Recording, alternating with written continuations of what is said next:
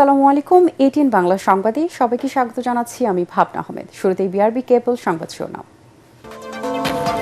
সৌদিতে যুক্তরাষ্ট্র দূতাবাসের ড্রোন হামলা, মধ্যপ্রাচ্যে বেশ কয়েকটি মার্কিন ঘাঁটি আক্রান্ত, তেহরানে ঝাঁপিয়ে পড়ার হুঁশিয়ারি ট্রাম্পের, অগ্নিগর্ভ হয়ে উঠছে মধ্যপ্রাচ্য। যুক্তরাষ্ট্র ইসরায়েলের বিরুদ্ধে যুদ্ধে ইরানের প্রতি চীনের সমর্থন, তেহরানের বিরুদ্ধে নিজেদের ঘাঁটি ব্যবহার করতে দেবে না স্পেন, কুয়েতে মার্কিন যুদ্ধবিমান ভূপাতিত। করাইল বস্তি থেকে ফ্যামিলি কার্ড বিতরণ শুরু করবেন প্রধানমন্ত্রী, বললেন সমাজ কল্যাণমন্ত্রী। ঈদে অতিরিক্ত ভাড়া আদায়ের বন্ধে সরকার ব্যবস্থা নিচ্ছে, আশ্বাস নৌ পরিবহন মন্ত্রী। গণভোট অধ্যাদেশ ও জুলাই সনদ বাস্তবায়ন আদেশ কেন অবৈধ নয়, রুল হাইকোর্টের, 4 সপ্তাহের মধ্যে জবাব দেওয়ার নির্দেশ।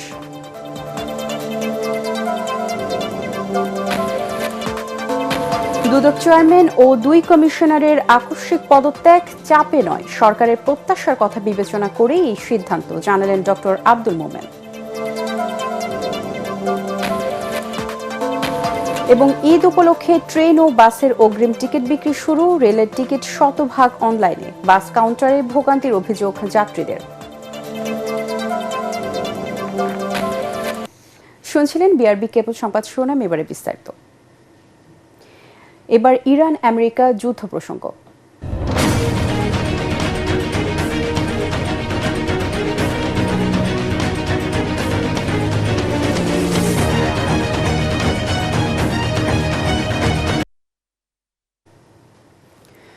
মধ্যপ্রাচ্যে যুদ্ধ দিন দিন ভয়াবহ রূপ নিচ্ছে। সকালে রিয়াদে মার্কিন দূতাবাসে ড্রোন হামলা, ইরবিলে মার্কিন অবস্থানে আঘাত, তেহরানের দফায় দফায় বিস্ফোরণ দীর্ঘস্থায়ী যুদ্ধের ইঙ্গিত দিচ্ছে। মার্কিন প্রেসিডেন্ট ডোনাল্ড ট্রাম্প হুঁশিয়ারি দিয়েছেন, যুক্তরাষ্ট্রের পূর্ণ শক্তিতে আঘাত হানা এখনও বাকি রয়েছে। অন্যদিকে ইরানের পররাষ্ট্রমন্ত্রী আব্বাস আরাগচি বলেন, আর আলোচনা নয়, এখন যুদ্ধ চলবে। সব মিলিয়ে মধ্যপ্রাচ্যে পরিস্থিতি এখন পূর্ণাঙ্গ আঞ্চলিক যুদ্ধে রূপ নেওয়ার দ্বারপ্রান্তে। বিস্তারিত আসিফুর রহমান সাগরের রিপোর্টে।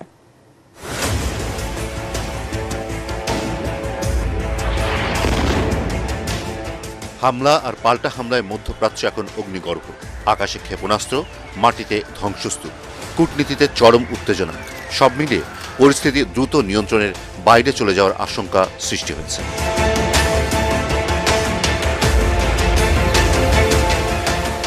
সীমান্ত ছাড়িয়ে কূটনৈতিক মিশনগুলোতেও আঘাত হানছে দুই পক্ষ। সৌদি আরবের রাজধানী রিয়াদে মার্কিন দূতাবাসে ড্রোন হামলার ঘটনা ঘটেছে। এর আগে ইরানে চলমান অভিযানে অন্তত 6 মার্কিন সেনা নিহত হয়েছে বলে নিশ্চিত করেছে ইউনাইটেড স্টেটস সেন্ট্রাল কমান্ড। এই প্রাণহানি সংঘাতকে নতুন মাত্রা দিয়েছে। এসব হামলার কড়া জবাব দেওয়ার হুঁশিয়ারি দিয়ে মার্কিন প্রেসিডেন্ট ডোনাল্ড ট্রাম্প বলেছেন, খুব দ্রুতই বড় ধরনের পাল্টা পদক্ষেপ দেখা যাবে। যুক্তরাষ্ট্র এখনও পূর্ণ শক্তিতে আঘাত হানেনি। সবচেয়ে বড় আঘাত এখনো বাকি। প্রয়োজনে স্থলসেনা পাঠানোর বিষয়টিও বিবেচনায় রয়েছে মার্কিন সেনাবাহিনী। ইরানের রাজধানী তেহরানে মধ্যরাত থেকে দফায় দফায় শক্তিশালী বিস্ফোরণের শব্দ শোনা গেছে বলে আল জাজিরার খবরে বলা হয়েছে। শুধু তেহরান নয়, কারাজ ও কোম সহ ইরানের 131টি শহরে ব্যাপক বোমাবর্ষণ চালাচ্ছে যুক্তরাষ্ট্র ও ইসরায়েল। গুরুত্বপূর্ণ রাজনৈতিক প্রতিষ্ঠান ও রাষ্ট্রীয় সম্প্রচার মাধ্যম Islamic Republic of Iran broadcasting কমপ্লেক্সে হামলার খবর পাওয়া গেছে। এর পাল্টা জবাবে ঝাঁকে ঝাঁকে ক্ষেপণাস্ত্র ছোড়ে ইরান। ইসরায়েল ডিফেন্স ফোর্সের বরাতে ইরানের তাসনিম নিউজ এজেন্সি জানিয়েছে, দেশ জুড়ে সাইরেন বেজে ওঠে, নাগরিকদের আশ্রয় কেন্দ্রে যেতে বলা হয় এবং আকাশ প্রতিরক্ষা ব্যবস্থা সক্রিয় রেখে ক্ষেপণাস্ত্র প্রতিহত করার চেষ্টা চলছে। তবুও আতঙ্ক ছড়িয়ে পড়ে বিভিন্ন শহরে। মানবাধিকার সংস্থা human rights activists news agency জানিয়েছে, গত কয়েকদিনের হামলায় ইরানে শত শত বেসামরিক নাগরিক নিহত হয়েছেন, যাদের মধ্যে বহু শিশু রয়েছে। সংঘাতের বিস্তার এখন লেবাননেও। আয়াতুল্লাহ আলী খামেনির মৃত্যুর পর ইসরায়েলে হামলা চালায় হিজবুল্লাহ। এরপর বৈরুতে ফিলিস্তিনি ইসলামিক জিহাদের এক শীর্ষ কমান্ডারকে হত্যার দাবি করেছে ইসরায়েল। সবচেয়ে বড় উদ্বেগ তৈরি হয়েছে জ্বালানি নিরাপত্তা নিয়ে। হরমুজ প্রণালীতে একটি তেলের ট্যাঙ্কারে ড্রোন হামলা দাবি করেছে ইসলামিক রেভলিউশনারি গার্ড কর্পস। বিশ্ব জ্বালানি তেলের প্রায় 1/5 এই সংকীর্ণ নৌপথ দিয়ে যায়। ফলে এই পথ অচল হলে বৈশ্বিক অর্থনীতিতে বড় ধাক্কা লাগতে পারে। ইরানের পররাষ্ট্রমন্ত্রী আব্বাস আরাগচি অভিযোগ করেছেন, যুক্তরাষ্ট্র আলোচনার সময় হামলা চালিয়েছে, ইরান আর আলোচনায় বসবে না। কূটনৈতিক আলোচনার মাঝেই হামলা চালিয়ে যুক্তরাষ্ট্র বিশ্বাসঘাতকতা করেছে। ইরানের হামলার লক্ষ্য কোনো দেশ নয়, বরং যুক্তরাষ্ট্রের সামরিক ঘাঁটি। অন্যদিকে ন্যাটোর মহাসচিব মার্ক রুত্তে স্পষ্ট জানিয়েছেন, জোট হিসেবে ন্যাটো এই যুদ্ধে জড়াবে না, তবে সদস্য দেশগুলো চাইলে আলাদাভাবে সিদ্ধান্ত নিতে পারে। The NATO defense ministers in Brussels. And as I said to the presser at the end, ক্রমাগত ক্ষেপণাস্ত্র হামলা, বাড়তে থাকা প্রাণহানি এবং তেল রুটে অস্থিরতার মধ্যে মধ্যপ্রাচ্য এখন এক অজানা গন্তব্যের দিকে এগোচ্ছে। প্রশ্ন একটাই, এই সংঘাত কি সীমিত থাকবে নাকি রূপ নেবে আরও বিস্তৃত যুদ্ধে?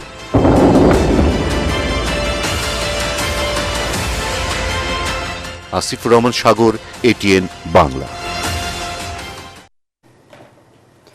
যুক্তরাষ্ট্র ও ইসরায়েলে হামলার বিরুদ্ধে ইরানের আত্মরক্ষার প্রচেষ্টায় বেইজিংয়ের সমর্থন রয়েছে বলে জানিয়েছে চীন। এদিকে ইরানের বিরুদ্ধে নিজ দেশের ঘাঁটি ব্যবহার করতে দেবে না স্পেন। অন্যদিকে যুক্তরাজ্য সহ কয়েকটি দেশ সরাসরি সংঘাতের পক্ষ না নিলেও তাদের ঘাঁটি ব্যবহারের অনুমতি দিয়েছে। এর আগে 3টি মার্কিন যুদ্ধবিমান ভুলক্রমে ভূপাতিত করে কুয়েতের সামরিক বাহিনী। দেশটির আকাশে মার্কিন বিমান কি করছিল এ প্রশ্ন তুলেছে ইরান। বিস্তারিত আশিকুর রহমানের রিপোর্টে।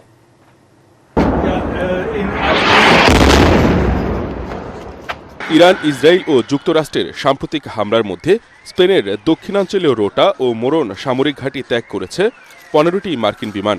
Flight tracking website flight radar 24 এর মানচিত্রে সোমবার এ চিত্র দেখা গেছে।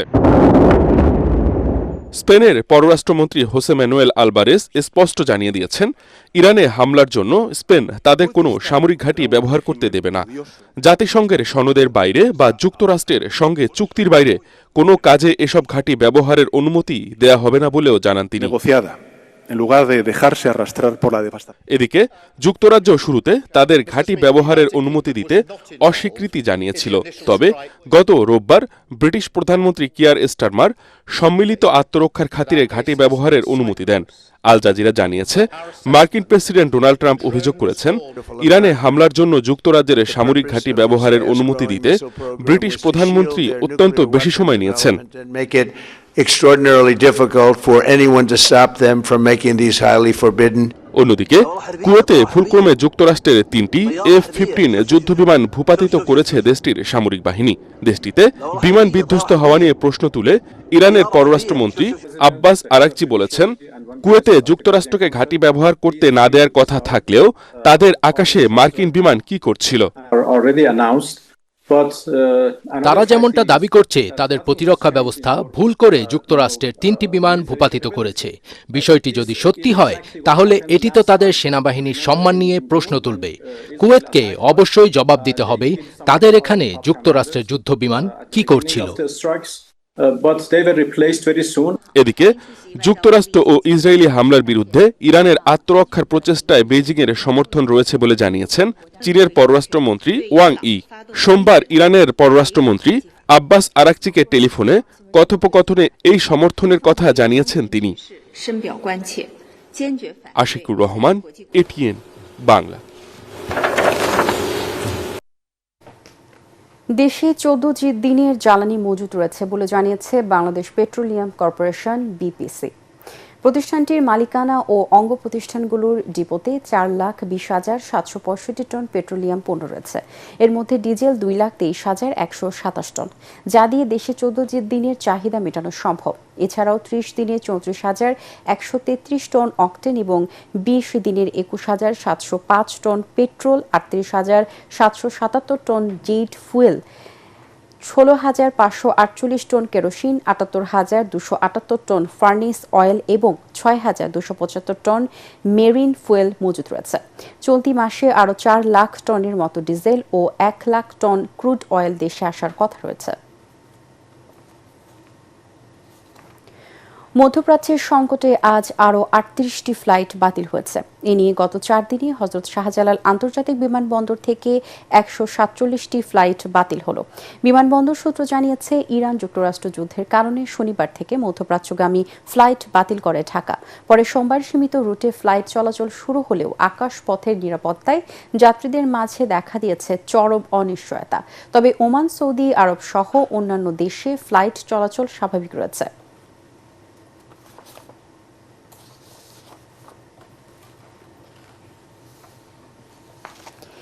ঈদের আগে 10ই মার্চ করাইল বস্তি থেকে ফ্যামিলি কার্ড বিতরণ শুরু করবেন প্রধানমন্ত্রী তারেক রহমান। সচিবালয়ে প্রধানমন্ত্রীর সঙ্গে বৈঠক শেষে এমন তথ্য জানান সমাজ কল্যাণ মন্ত্রী ডক্টর ABM জাহিদ হোসেন।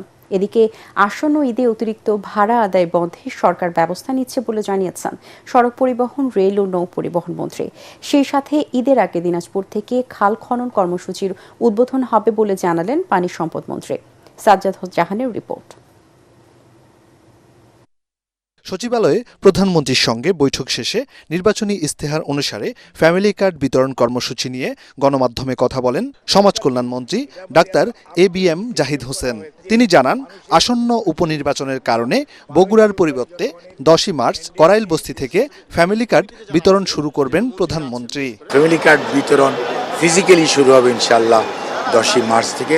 মাননীয় প্রধানমন্ত্রী সেটি শুরু করবেন করাইল বস্তি। এই কার্ড সবাই ইউনিভার্সালি পাবে, তার মধ্যে হতদরিদ্র, দরিদ্র এবং নিম্নবিত্ত এই 3 শ্রেণীর যে ফ্যামিলি, ওনারা এটার সুবিধাভোগী হবে। এদিন সড়ক পরিবহন, রেল ও নৌ পরিবহন মন্ত্রী জানান, ঈদে অতিরিক্ত ভাড়া আদায় বন্ধে সরকার ব্যবস্থা নিচ্ছে। সেই সাথে ট্রেনে বয়স্ক, প্রতিবন্ধী ও শিক্ষার্থীদের জন্য 15% ছাড়ের ব্যবস্থা করবে সরকার। যানজট যাতে না হয়, টিকিট যেটা আছে সেটাও তারা স্বচ্ছতার সাথে আপনার সেল করবে। এসব ব্যাপারে আমাদের মনিটরিং আছে, ভাড়া বাড়ানোর কোনো সুযোগ নেই। আমি নিশ্চিত ইনশাল্লাহ যে প্রস্তুতি নেওয়া হয়েছে, আশা করছি যে একটা স্বস্তি এবং আরামদায়ক ঈদ যাত্রা হবে ইনশাল্লাহ। এদিকে ঈদের আগে দিনাজপুর থেকে খাল খনন কর্মসূচির উদ্বোধন করা হবে বলে জানালেন পানি সম্পদ মন্ত্রী। আশা করতেছি যে দিনাজপুরে একটা খাল খননের মধ্য দিয়ে ওনার এই কর্মসূচি শুরু হবে এবং এট এ টাইম আমাদের বিভিন্ন জেলায় যারা সংসদ সদস্যবৃন্দ রয়েছেন, মাননীয় মন্ত্রী মহোদয়রা রয়েছেন, সবাই মিলে আমরা সবাই স্বতঃস্ফূর্তভাবে এই কর্মসূচির উদ্বোধন করব ইনশাআল্লাহ। সারাদিন ক্লান্ত পরিশ্রম শেষে বিকেলে সচিবালয় ত্যাগ করেন প্রধানমন্ত্রী তারেক রহমান। সাজ্জাদ জাহান, ATN বাংলা, ঢাকা। জুলাই সনদ বাস্তবায়ন আদেশ ও গণভোট অধ্যাদেশ কেন অবৈধ হবে না জানতে চেয়ে রুল জারি করেছে হাইকোর্ট। সংবিধান সংস্কার পরিষদের সদস্য হিসেবে শপথের জন্য গত 16 ফেব্রুয়ারি চিঠি কেন সংবিধানের সাথে সাংঘর্ষিক নয় তাও জানতে চাওয়া হয়েছে রুলে। এ বিষয়ে দুটি আলাদা রিটের প্রাথমিক শুনানি শেষে বিচারপতি রাজিক আল জলিল ও বিচারপতি আনোয়ারুল আলমের দ্বৈত বেঞ্চ এই আদেশ দেন।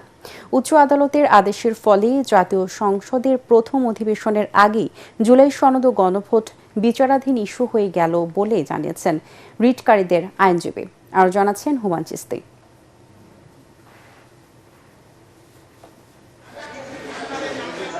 গত বছরের 13 নভেম্বর জুলাই জাতীয় সনদ বাস্তবায়ন আদেশ জারি করেন রাষ্ট্রপতি।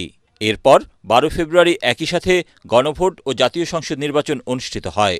17 ফেব্রুয়ারি শপথ নিয়ে সরকার গঠন করে বিএনপি। ওই দিন দুটি শপথ নেওয়ার কথা থাকলেও বিএনপির সংসদ সদস্যরা সংবিধান সংস্কার পরিষদের শপথ নেওয়া থেকে বিরত থাকেন। দুটি শপথ নেন জামাত নেতৃত্বাধীন 11 দলীয় জোটের সংসদ সদস্যরা। সংবিধানের 93 অনুচ্ছেদ অনুযায়ী রাষ্ট্রপতি জুলাই সনদ বাস্তবায়ন আদেশ ও গণভোট অধ্যাদেশ জারি করতে পারেন না এমন যুক্তিতে রিট করেন সুপ্রিম কোর্টের 2 আইনজীবী। রিটে জুলাই সনদ ও গণভোট বাতিল চাওয়া হয়। সব পক্ষের শুনানি করে রুল জারি করেন হাইকোর্ট। আইনজীবীরা বলছেন, হাইকোর্টের এই আদেশের ফলে গণভোট নিয়ে জাতীয় সংসদ আপাতত কোনো সিদ্ধান্ত নিতে পারবে না। আমরা জুলাই সংস্কার আদেশ এবং গণভোট এই দুটির প্রোপ্রাইটি চ্যালেঞ্জ করেছি। এই দুইটি সংবিধানের সঙ্গে সাংঘর্ষিক। রাষ্ট্রপতি কর্তৃক প্রণীত 13/11/2025 জুলাই জাতীয় সনদ সংবিধান সংস্কার বাস্তবায়ন আদেশ কেন অবৈধ হবে না সেই মর্মে 4 সপ্তাহের মধ্যে রুল দিতে বলেছে। গণভোট অর্ডিন্যান্স যেটা, সেটাও কেন অবৈধ হবে না সেই মর্মে রুল জারি করতে বলেছে। অর্থাৎ এর মধ্য দিয়ে জুলাই বাস্তবায়ন সংস্কার আদেশ এবং গণভোট সুপ্রিম কোর্টের বিচারাধীন বিষয় হয়ে গেল। জামাতের আইনজীবী বলেন, জুলাই সনদ বাস্তবায়ন আদেশ ও গণভোট বাতিল হলে জাতীয় সংসদ নির্বাচন নিয়েও প্রশ্ন উঠবে। রাজনৈতিক ইস্যুকে আদালতের কাঁধে চাপিয়ে দেয়া ভালো নজির হবে না বলেও মন্তব্য করেন তিনি। অতীতেও আদালতের সাবজেক্ট ম্যাটার বানানো হয়েছে যে সমস্ত বিষয়কে, যেগুলো রাজনৈতিকভাবে সেটেল করার বিষয় ছিল, তার কোনোটারই ভালো ফলাফল আমরা দেখতে পাই না। একদিকে বলছেন ডেপুটি স্পিকার দেওয়া হবে, নাম দেন, আরেকদিকে নিজস্ব ইনস্ট্রাকশনে ইনডাইরেক্ট রিট পিটিশন দায়ের করে সংস্কার প্রস্তাবকে আদালতের সাবজেক্ট ম্যাটার বানাচ্ছেন। এটার নাম হলো দ্বিচারিতা। আগামী 4 সপ্তাহের মধ্যে সংশ্লিষ্টদের রুলের জবাব দিতে বলা হয়েছে। রুলের উপর শুনানি শেষে গণভোট ও জুলাই সনদ নিয়ে চূড়ান্ত রায় দেবেন হাইকোর্ট। হুমায়ুন চিস্তি, এটিএন বাংলা, ঢাকা। আকস্মিকভাবে পদত্যাগ করলেন দুদক চেয়ারম্যান ও 2 কমিশনার। দুপুরে মন্ত্রিপরিষদ বিভাগে পদত্যাগপত্র জমা দেন তারা। কমিশনের বিদায়ী চেয়ারম্যান ডক্টর আব্দুল মোমেন দাবি করেন, চাপে নয়, সরকারের প্রত্যাশার কথা বিবেচনা করেই এই সিদ্ধান্ত নিয়েছেন তারা। সরকার চাইলে তাদের চেয়েও উপযুক্ত ব্যক্তিদের নিয়োগ দিতে পারে। রিপোর্টে জানাচ্ছেন মাহবুব কবির চপল। 2024 সালের ডিসেম্বরে স্বরাষ্ট্র সচিব থেকে দুদক চেয়ারম্যান হিসেবে নিয়োগ পান ডক্টর আব্দুল মোমেন। কমিশনার হিসেবে নিয়োগ পান মিয়া মোহাম্মদ আলী আকবর আজিজি ও অবসরপ্রাপ্ত ব্রিগেডিয়ার জেনারেল হাফিজ আহসান ফরিদ। কমিশনে যোগ দিয়েই দুর্নীতির বিরুদ্ধে সতর্ক বার্তা দেন তারা। আমরা যদি এই দুর্নীতিকে কার্ভ করতে পারি। তাদের মেয়াদে অন্তর্বর্তী সরকারের সময়ে শত শত মামলা করে দুদক, যার বেশিরভাগই শেখ হাসিনা ও আওয়ামী লীগের নেতাদের বিরুদ্ধে। এছাড়াও এস আলম, বসুন্ধরা সহ কয়েকটি বড় গ্রুপ ও ব্যবসায়ীর বিরুদ্ধেও মামলা করে দুদক। বিএনপি সরকার ক্ষমতায় আসার পর বিভিন্ন পর্যায়ে পরিবর্তন হলেও টিকে ছিলেন দুদক চেয়ারম্যান ও কমিশনাররা। মঙ্গলবার সকালেও অফিসে আসেন তারা, তবে দুপুরের দিকে পরিস্থিতি পাল্টাতে থাকে। ডাক পড়ে মন্ত্রিপরিষদ সচিবের দপ্তরে। সেখান থেকে বের হয়ে পদত্যাগের কথা জানান দুদক কমিশনার আলী আকবর আজিজি।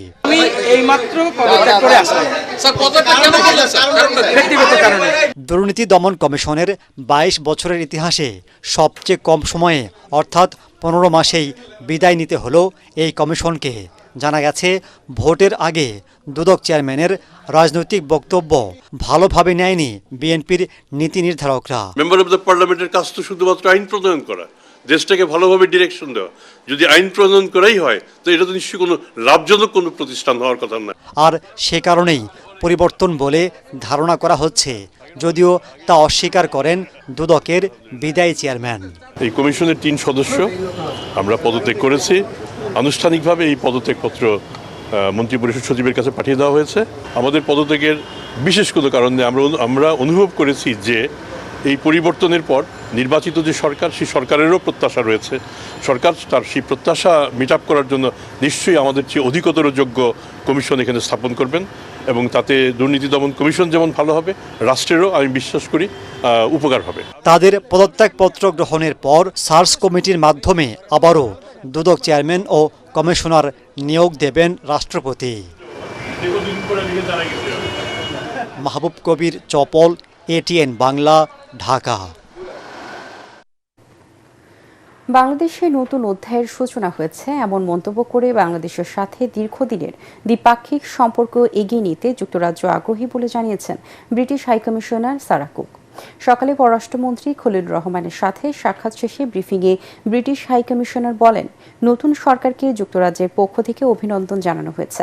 একই সাথে দুই দেশের অভিন্ন স্বার্থ, অর্থনৈতিক উন্নয়ন, অভিবাসন, জলবায়ু পরিবর্তন মোকাবেলা, নিরাপত্তা ও রোহিঙ্গা সংকট নিয়ে পররাষ্ট্রমন্ত্রীর সাথে আলোচনা হয়েছে।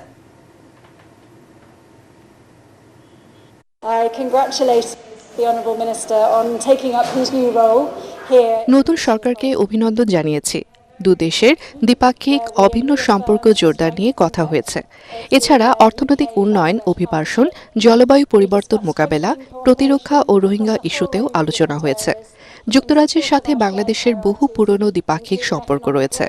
দেশের এই নতুন অধ্যায়ে বন্ধুত্বপূর্ণ সম্পর্ককে এগিয়ে নিতে আগ্রহী যুক্তরাজ্য। As you know, the UK has a very long-standing partnership. স্বচ্ছতা, বিবেকবোধ ও দায়বদ্ধতা নিয়ে রোগীদের যত্ন নিতে চিকিৎসকদের প্রতি আহ্বান জানিয়েছেন বিরোধী দলীয় নেতা ডক্টর শফিকুর রহমান। রাজধানীর শহীদ আবু সাইদ মিলনায়তনে ন্যাশনাল ডক্টর ফোরামের ইফতার মাহফিলে এই কথা বলেন তিনি। এ সময় তিনি আরও বলেন, মানুষের দেহের চিকিৎসার পাশাপাশি মনের চিকিৎসাও করতে হবে। হাসপাতাল ও পুলিশকে মানুষ নিরাপদ স্থান মনে করে, তাই এই বিশ্বাসের জায়গা যেন নষ্ট না হয় সে বিষয়ে ডাক্তারদের সজাগ থাকার পরামর্শ দেন ডক্টর শফিকুর রহমান। যে মানুষটা আমাদের কাছ থেকে শান্তি পাবে, আরাম পাবে, সিনসিয়ার ট্রিটমেন্ট পাবে, ও মুখ দিয়ে বলুক না বলুক, সেই মানুষের দোয়া আপনি পাবেন আলহামদুলিল্লাহ। আমরা সেই মানবিক জায়গাটা তৈরি করতে পারি কিনা, আল্লাহ আমাদেরকে যে বিবেক দিয়েছেন সেই বিবেক অনুযায়ী আমরা দুনিয়ার সামনে একটা মডেল উপস্থাপন করতে পারি কিনা। আল্লাহ তাআলা আপনাদের সকলকে দেহের নয় শুধু মনের চিকিৎসা করার সেই সুযোগটাও দান করুন। জাতীয় সংসদের বিরোধী দলীয় নেতা ও জামায়াতের আমির ডক্টর শফিকুর রহমানের সাথে সৌজন্য সাক্ষাৎ করেছেন বাংলাদেশে নিযুক্ত চীনের রাষ্ট্রদূত মি ইয়াও ওয়েন। রাজধানীর বসুন্ধরায় আমিরের রাজনৈতিক কার্যালয়ে বৈঠক করেন তারা। ডক্টর শফিকুর জাতীয় সংসদের বিরোধী দলীয় নেতা নির্বাচিত হওয়ায় রাষ্ট্রদূত তাকে শুভেচ্ছা জানান। এ সময় উভপক্ষ দুই দেশের স্বার্থ সংশ্লিষ্ট বিষয়ে খোলামেলা আলোচনা করেন। আশা প্রকাশ করেন, আগামী দিনগুলোতে বাংলাদেশের সঙ্গে চীনের অর্থনৈতিক, রাজনৈতিক, বাণিজ্যিক ও কূটনৈতিক সম্পর্ক আরও শক্তিশালী হবে। বৈঠকে চীনা দূতাবাসের deputy head of mission doctor Liu Ewing, রাজনৈতিক শাখার পরিচালক ঝ্যাং জিং, জামায়াতের সেক্রেটারি জেনারেল মিয়া গোলাম পরোয়ার এবং জামায়াতের আমিরের পররাষ্ট্র বিষয়ক বিশেষ উপদেষ্টা ও জাতীয় সংসদ সদস্য ব্যারিস্টার মীর আহমেদ বিন কাসেম আরমান উপস্থিত ছিলেন। পরিবেশ অধিদপ্তর থেকে চূড়ান্ত ছাড়পত্র পেলে সাভারের বলিয়ারপুরের আমিন বাজার বর্জ্য থেকে বিদ্যুৎ উৎপাদন শুরু হবে জানালেন ঢাকা উত্তর সিটি কর্পোরেশনের প্রশাসক শফিকুল ইসলাম খান মিল্টন। আমিনবাজার ল্যান্ডফিল পরিদর্শন শেষে সাংবাদিকদের সাথে আলাপকালে তিনি এই কথা জানান। মানুষের ক্ষতি করে সরকার কোনো কিছু করবে না বলেও জানান মিল্টন। বলেন, ঢাকা উত্তর সিটি কর্পোরেশনের সকল ময়লা এখানে ফেলা হয়। অনেক আগেই এই ময়লা ট্র্যাশ করে বিদ্যুৎ উৎপাদন করা যেত, কিন্তু পরিবেশ অধিদপ্তরের কিছু জটিলতায় তা হয়ে ওঠেনি। বিদ্যুৎ উৎপাদন হলে এখানে আর মানুষের দুর্ভোগ থাকবে না বলে জানান প্রশাসক। এ সময় ঢাকা উত্তর সিটি কর্পোরেশনের ঊর্ধ্বতন কর্মকর্তারা উপস্থিত ছিলেন। ময়লাকে সবসময় ক্রাশ করার জন্য, ক্রাশ করে এটাকে থেকে বিদ্যুৎ উৎপাদন হবে, দুর্গন্ধ মুক্ত হবে।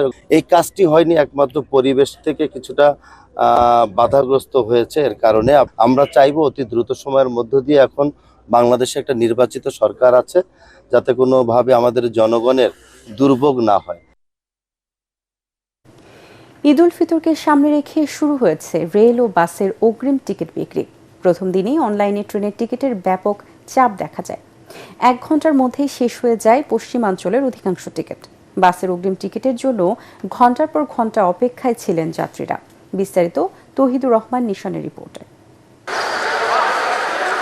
মঙ্গলবার থেকে শুরু হয় ঈদের অগ্রিম টিকিট বিক্রি। প্রথম দিনে বিক্রি হয় 13 মার্চের টিকিট। বাংলাদেশ রেলওয়ে জানিয়েছে, এবারও শতভাগ টিকিট অনলাইনে বিক্রি হবে। সকাল 8টায় রেলওয়ে পশ্চিমাঞ্চলের টিকিট ছাড়ার পর প্রথম 1 ঘন্টায় 21 লাখ মানুষ টিকিট কাটার চেষ্টা করেন। 1 ঘন্টার মধ্যেই শেষ হয়ে যায় পশ্চিমাঞ্চলের অধিকাংশ ট্রেনের টিকিট। টিকিট না পেয়ে ভোগান্তির কথা জানান যাত্রীরা। কাউন্টারে জিজ্ঞাসা করলাম, এখানে 13 তারিখের টিকিট দেন, অনলাইনে সব শতভাগ টিকিট দেওয়া হয়েছে। অনলাইনে শতভাগ টিকিট দেওয়া হয়েছে। আমি 8টার দিকে ঢুকলাম, আমার একবার প্রথমে ঢুকালো না অ্যাপসে, পরে যখন অ্যাপসে ঢুকালো তখন আপনার একটা টিকিটও নাই। 1 মিনিটের ব্যবধানে কিভাবে এত টিকিট দেওয়া হয়ে যায়। অন্যদিকে দূরপাল্লার বাসের অগ্রিম টিকিট বিক্রিও শুরু হয়েছে। সেখানেও অগ্রিম টিকিট কাটতে এসে দুর্ভোগের কথা জানান যাত্রীরা। ভোর 5টা থেকে দাঁড়িয়েছি লাইনে, যাবো হলো গাইবান্ধা। প্রায় 5 থেকে 6 ঘন্টা হবে, গাইবান্ধা যাব। আমি 8:30টার সময় আসছি, এইখানে এসে লাইনে দাঁড়াইছি, এখন এই অবস্থায় এখানে। বাংলাদেশ রেলওয়ে কর্তৃপক্ষ জানিয়েছে, শিডিউল বিপর্যয় ঠেকাতে ইঞ্জিন বাড়ানো এবং ঈদ যাত্রা নির্বিঘ্ন করতে নিরাপত্তা জোরদারের পরিকল্পনা রয়েছে। এই পর্যন্ত সকাল 8টা থেকে আমাদের পশ্চিমাঞ্চলের প্রায় 95% টিকিট অলরেডি সেল। সবাই মিলে আমরা চেষ্টা করছি যে যাতে নিরাপদ এবং অন টাইমে আমরা যাতে যাত্রীদেরকে পৌঁছে দিতে পারি।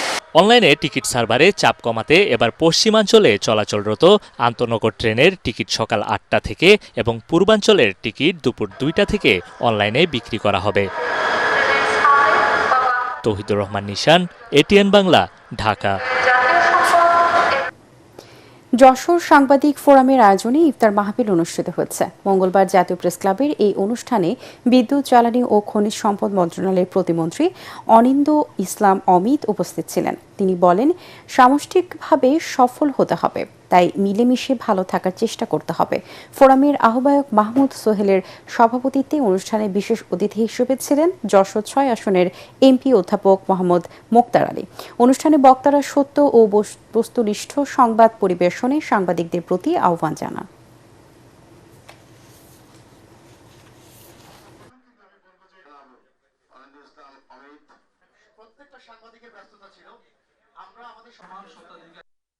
যশোর সমিতি যখন তৈরি হয় একটি নির্দিষ্ট জায়গা দেবার জন্য আমার প্রয়াত পিতা তরিকুল ইসলামের একটি উদ্যোগ ছিল। সফল হতে গেলে সামষ্টিকভাবে সফল হতে হবে। আমরা যদি পরস্পরের মধ্যে এই মেলবন্ধনটি তৈরি করতে পারি এবং এটাকে যদি আমরা নার্চার করতে পারি, আমি মনে করি সামষ্টিকভাবে উন্নয়ন সম্ভব। আসুন আমরা সকলে হাতে হাত মিলে কাঁধে কাঁধ ধরে আমরা যশোরের উন্নয়নে আমরা ব্রতী হই। এবারে অর্থ সংবাদ।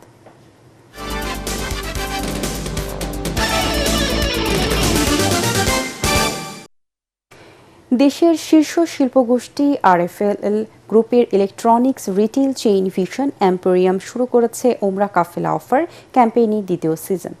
রাজধানীর বাড্ডায় আরএফএল গ্রুপের প্রধান কার্যালয়ের উদ্বোধন করেন গ্রুপের ব্যবস্থাপনা পরিচালক আর.এন. পাল। ক্যাম্পেইনের আওতায় ভিশন এম্পোরিয়ামের যে কোনো শোরুম থেকে সর্বনিম্ন 5,000 টাকার পণ্য কিনলেই স্বয়ংক্রিয়ভাবে ওমরার ড্রয়ে অংশ নিতে পারবেন ক্রেতারা। অনুষ্ঠানে আর.এন. পাল বলেন, এই উদ্যোগের মাধ্যমে গ্রাহকদের জীবনকে সমৃদ্ধ করতে কাজ করছে ভিশন এম্পোরিয়াম। 2025 সালে প্রথম সিজনে 20 জন ভাগ্যবান ক্রেতা ওমরা পালনের সুযোগ পান, যাদের বিমান ভাড়া, থাকা খাওয়া সহ প্রয়োজনীয় খরচ বহন করে প্রতিষ্ঠানটি। এবারে আন্তর্জাতিক সংবাদ।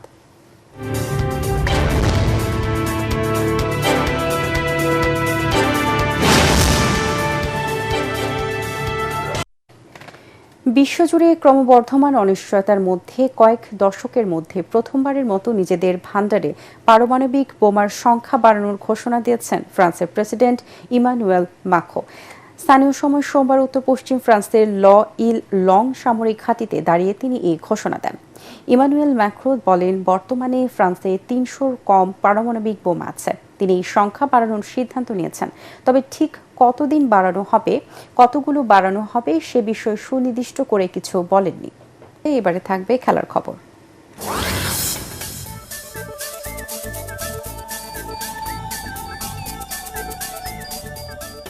চলতি টি-20 বিশ্বকাপে প্রথম সেমিফাইনালে দক্ষিণ আফ্রিকার মুখোমুখি হবে নিউজিল্যান্ড।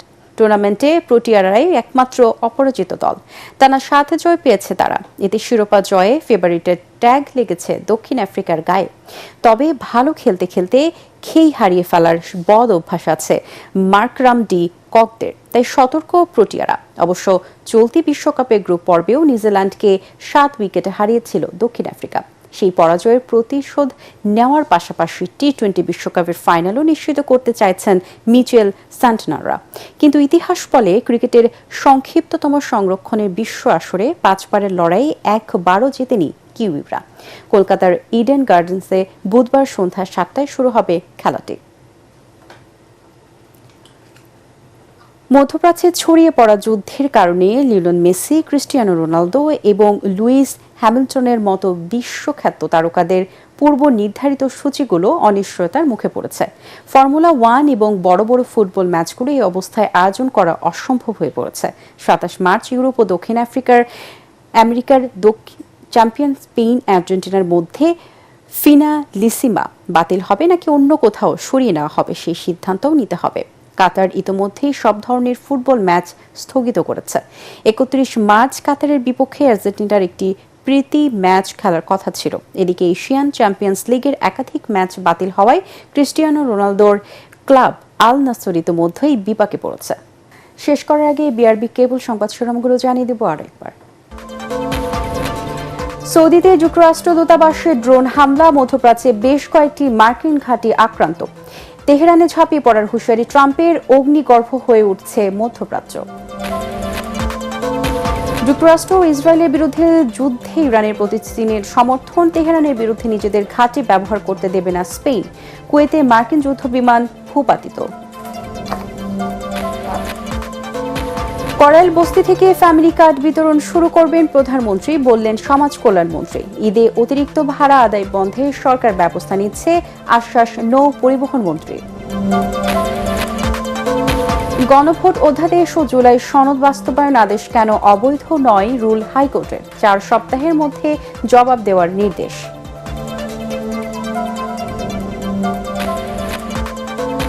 দুদক চেয়ারম্যান ও 2 কমিশনারের আকস্মিক পদত্যাগ চাপে নয়, সরকারের প্রত্যাশার কথা বিবেচনা করেই এই সিদ্ধান্ত, জানলেন ডক্টর আব্দুল মোমেন।